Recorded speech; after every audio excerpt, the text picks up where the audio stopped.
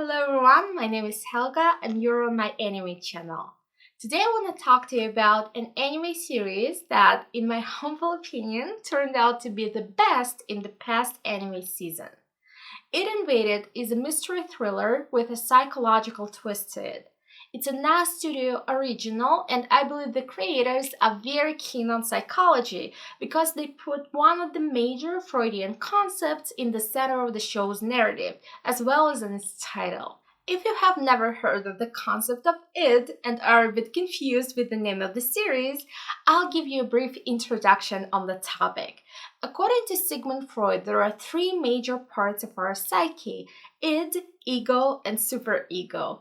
Id is the inner self that strives to follow our instincts and bring us pleasure and satisfaction. Ego and superego, in their turn, are the regulators that stop us from doing anything we want based on morality and societal norms. So, It Invaded is primarily focused on the id part of our psyche. At the beginning of the show, we learned that an investigation agency found a way to dive into the id of serial killers and find out about their motives, victims, and locations in the real world.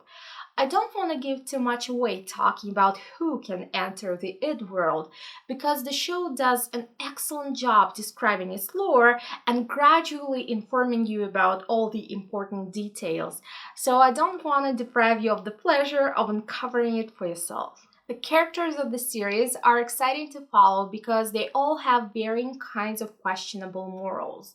However, as the events from their pasts unravel, you can't help but sympathize with them. So the creators of the show do a good job presenting a nuanced, multi-layered set of characters. But even though most of their actions turn out to have roots in traumatic events, psychological disorders, or external manipulation, I like that they weren't entirely justified. Neither does the show glorify violence, nor does it stereotype the characters that commit crimes as being pure evil. However, some of the show's villains definitely deserve to be labeled as such. It's also hard to talk about the main characters without spoilers, but I just need to tell you about my favorite one. It's Fukuda, also known as Perforator. Again, you kinda hate him at the beginning of the series, but then you notice a lot of interesting features in his personality and grow to care about him. And I just need to mention the mesmerizing performance of the Russian dub actor. I think his voice matches the character perfectly, and he even looks like Fukuda in real life. Вы умеете находить жажду крови и уже с ее помощью ловите преступников. Но вам нужен убийца, что поможет в этом странном расследовании. Isn't this cool?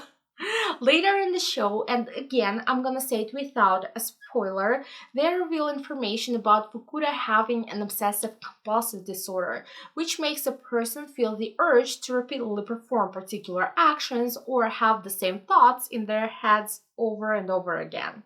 And also, the hole in Fukuda's head reminds me of the case of Phineas Gage, a person whose brain had been injured, and after that, his personality completely changed. So, yes, the creators of the show are big fans of psychology. And being a fan of psychology myself and a professional in the connected field, I was fascinated by the series.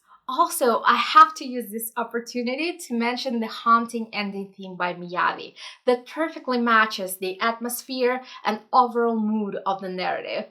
It's just not possible to skip the ending. You have to keep watching it after each episode. As I mentioned, it's also a mystery show, so there is a lot of intrigue that gets quite confusing in the middle, but fortunately, nearly all of it is logically explained at the end. So it's not one of those peculiar shows that leaves you with no clue about what you have just seen. The show ends with a satisfactory conclusion, but still leaves a little hint that there might be a second season that I personally hope to see. Do you guys feel the same? If you haven't seen it yet, I can highly recommend it to you if you're into psychology, thrillers, mystery stories, and complex characters. If you have seen the show, please give me some recommendations about similar titles in the comments below. The anime that I personally find similar to It Invaded is called 18F. In its world, the main character travels in the psychedelic comatose dreams of troubled girls and interacts with them, trying to help them overcome their various issues. Again, a very Freudian topic. This anime also has a unique approach to its creation, as each of its episodes is drawn and directed by different people, so it definitely needs more attention. And if you want to hear more recommendations from me, subscribe to this channel for more anime related videos. I hope to see you all soon. Bye!